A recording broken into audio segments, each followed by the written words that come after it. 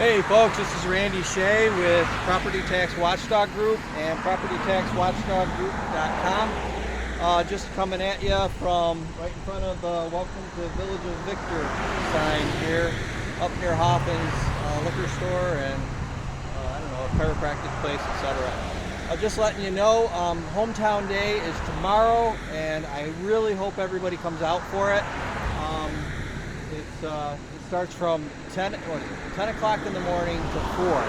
It is supposed to rain. I'm looking at the forecast and I think the worst is maybe moderate rain in the afternoon after 1 o'clock. I think it probably will be okay.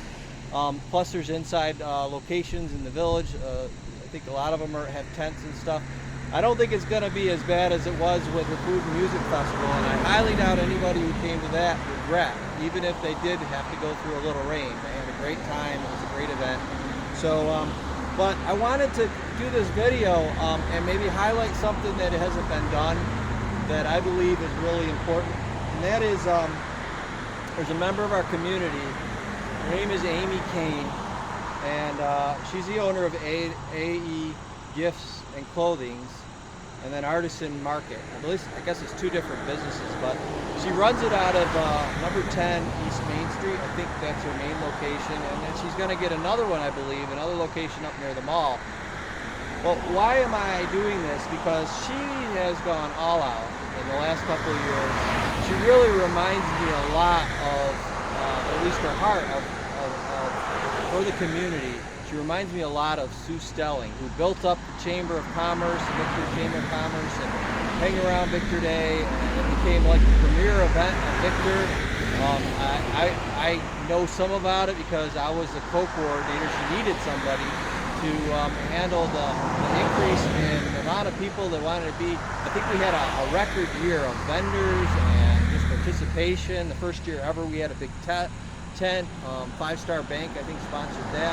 We had like 6, 7 sponsors. So that all happened back in like 2005 or someplace around there. So, well, we don't have Hang Around Victor Day anymore, but we do have Hometown Day, and Aimee really just poured herself out. Yes, she's a business owner and she wants to make business, but not only that, did she spend all of her time and effort really organizing this extra time. I mean, if she had extra time. But she also exemplifies what it means to shop local. And what I mean by that is, you know, you see signs and you hear shop local, etc., etc. And I'll admit, I don't do it all the time. In fact, probably most of the time I'm taking something that's made in China or someplace else. It's far less. You know, because the budget doesn't allow it or whatever. But as far as a shop owner, it deserves our support. Got, I think, 40 different artisans that she supports, and if you go into her shop and you look at her stuff, I talked to one of her assistants today. She wasn't sure, but we estimated 80 to 90% of what she provides and what she does in the A&E Gifts and Clothing Artisan Market is from local vendors, like at least Western New York, but probably mostly within 60 miles of Victor, New York. And that's huge. So when we say shop local, if you really believe in that, tomorrow bring some money with you and, you know, support whoever it might be. You might even go into her shop, or you might go to, you know, there's going to be, I think, I don't even know. You have to kind of look online and find out about it, because I don't want to say something that I don't know about. But definitely, she deserves accolades. Appreciate her. I wanted to let her know that. I also wanted to get something out to help people come out tomorrow. Don't worry about the rain. Bring an umbrella maybe, but you know what? Come out, support your local community, and one of the what we have now is a premier event. Now, from this point on in this video, you may not want to hear everything I got to say, which is fine. And it's my opinion, a lot of it, but there's some facts. Now, I've lived here close to 26 years. It doesn't make me an elder. It doesn't mean that you should listen to me, and my opinion is the only one that matters. But I have been involved, and I got involved 20 years ago, and something wrong with me in terms of the way I do things, but I can't just partially commit to something. So when I get involved, I really get involved. I find out, I research, I do what I can to say, okay, what do we got to do with infrastructure for roads, et cetera, or how should we plan the development of Victor? What should we do in our strategic plan, in our comprehensive plan, et cetera? You might say that I should be a politician, or run for office or something. I don't want to do that. I really just don't like politics. I probably would not do well in it. I'm just saying that. That's not really maybe my thing. I don't know what my thing is, but for right now, I guess all the world's a stage, and this is the season for me to be doing this kind of stuff. But what I'm saying right now is not really positive. I give the town supervisor a very poor grade. Maybe not an F, but at least a D. He really has been missing in action. Most of you don't realize how things have developed, but he's very popular, very charismatic. He knows how to placate or play both sides against the middle, or I don't know, he knows how to be a good politician, which is not necessarily a compliment. But anyway, saying that about him, for Victor, I think he's failed us big time. It's been over 20 years. We've had the local development corporation, we've had studies, we've had the village, we've had the town, we've had all these different people come here and got paid to come up with a plan. We still don't have one. Let's be honest. A lot of times what they call plans, you'll find out that, well, this is just a concept. It's not really. Even the final quote-unquote plan that LaBella presented to the town and the village, right inside the presentation, he kind of explains, well, this isn't really set in stone. This is just sort of a concept that we put on paper, etc. What you really find out, a lot of what they put on paper was, okay, how can we get money for highways? Because there really isn't any. What there was money for, though, was railroads. So here's the thing. The other part of the whole thing, revitalization of the village, etc. It was the village first. Village business district. Now it's revitalization. I don't know what it is. Supposedly it's still that. It was supposed to be a grocery store. At the time we already had a grocery store, which the village was not supporting or helping in any way, shape, or form. They could have kept a grocery store. They could have helped facilitate that. There was also, at one point in time, after the grocery store was gone, Market Basket was gone, I guess it was Burn Dairy wanted to move in, but they would have had to go through a bunch of hoops and stuff, and maybe they jumped off the table because of it. But they wanted to have a Burn Dairy. I think one of the bigger problems was having gasoline, selling gasoline out of the location. Something about the village codes. I don't know. All I can say is we would have had a grocery store and maybe a gas station. We would have had something. Whatever happened to that? So the planning and development the development and the town supervisor, they've been off course. Somehow, I think they're so pro-development, in particular, Jack Marren. Now, I think it's Channel 10 News. I don't know. Archived probably around 2008, 2010, something. They interviewed him, they interviewed me just as a guy in the street, and he was saying that there was no problem with traffic. I don't know what you're talking about, right? That was kind of that was his attitude. I don't know verbatim what he said. I was saying, yes, traffic is good for business, but too much traffic is just like too much fertilizer in a garden. Too much will kill the garden, kill everything. You can't have too much. And I said, we have to have better infrastructure. Well, taking out the rail from 251 to School Street was sort of something I proposed, but it was alongside the rail, and then going down to Brace Road. But what ended up happening recently is that really bad thing is the town supervisor shut me down in a meeting. There's no public record of it. There should be. I don't understand how they can have meetings, pre-meetings before the real meetings or whatever, where there's a bunch of people that aren't even in government talking. I don't know who they were or whatever. I happened to be there though. I was open to the public, so I came to it, and when I saw they were taking out the rail, the rail from Victor Insulator, I said, well, what about Victor Insulator? That was where he just basically, first time in the whole thing, said, what are we gonna do? Are we gonna move ahead or not? Something like that. I'm like, what was that about? Isn't Victor Insulators important? Isn't it something we should talk about now, not later? Well, so anyway, they left it.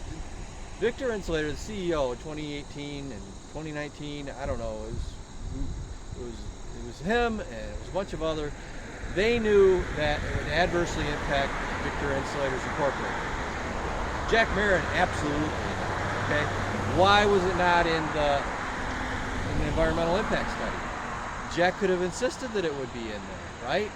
I think technically and legally, maybe they didn't have to do that, but yes, I mean, it should have been included. Second part is our planning and all that other stuff. Look at the records. If you've got time, check everything out I'm saying and see if it's true. They were talking about how Victor was a gateway community. We had to have destination points, reasons for people to come, something unique and special. We had the Stewart horse trials, we had Ganondigan, we had train excursions all over the country are selling out. They're actually businesses, a lot of them. Some of them are not-for-profits that run them, but they're money makers, okay? And they're very popular, okay? And so they just basically decided, they planned it out. They said, oh, well, the village, town and Victor taxpayers aren't going to pay for that. They need to maintain the tracks, and I think it's like $500,000. I mean, maybe it's $1 million. So that sounds like a lot of money to an average person, right? Well, I'll tell you what, it's not. I mean, the infrastructure bill that was passed at the federal level, they put out all kinds of money for all kinds of infrastructure. New York State got over $6 billion. I think they got another $1 billion. I don't know. But it's dedicated towards fixing up rails. I mean, higher speed rails, you know, I don't know what it's called, Empire State Corridor or something like that. Research this stuff. So there's money available for fixing up rails. We're not going to fix up the rails to help Victor Insulators and keep train tourism, which would help Victor continue to be a sort of a destination place. I mean, it's such a unique opportunity to have train tourism out of Victor, New York, because Victor Insulators is the only one you pretty much use that line. And rail bikes in Penn Yan, I mean, it's highly successful. It's sold out a year ahead. A lot of times, you can't even get on one. If you look up rail bikes, find out about them. We have the opportunity to make at least that part of Victor a destination. And our history, Victor Insulators, I think I've done a few videos on that already. Let me just say, they totally missed it. Whoever was planning either planned all that out because they were so pro-development, maybe for reasons unknown. I don't know, but let's just say, I'm not against development, but you have to have the infrastructure. If you don't have that first, or you're not having the developers pay for it, in other words, the planning board got reduced in size from 7 to 5. Eventually I'm going to say something that's not accurate. Jack will point that out, I'm sure, that's okay. But, so it's easier to control, right? So now you've got 5. And so they get to decide on the scope of the DEIS, environmental impact studies. And with good rational reasons and a lawyer that's not also pro-development that will basically give good advice, you can basically say, listen, if you want to develop here, you have to put money aside for these infrastructure projects related to sewers, related to, I don't know, school. It could be the school, it could be roads, definitely. Well, so I don't know what it is. I mean, I'm not anti-development. Developers have brought a lot to this community, and you know, I think that properly done, it's a good, very good thing. But the planning in Victor, Jack Marren, you deserve a D, maybe a failing grade, and I don't know.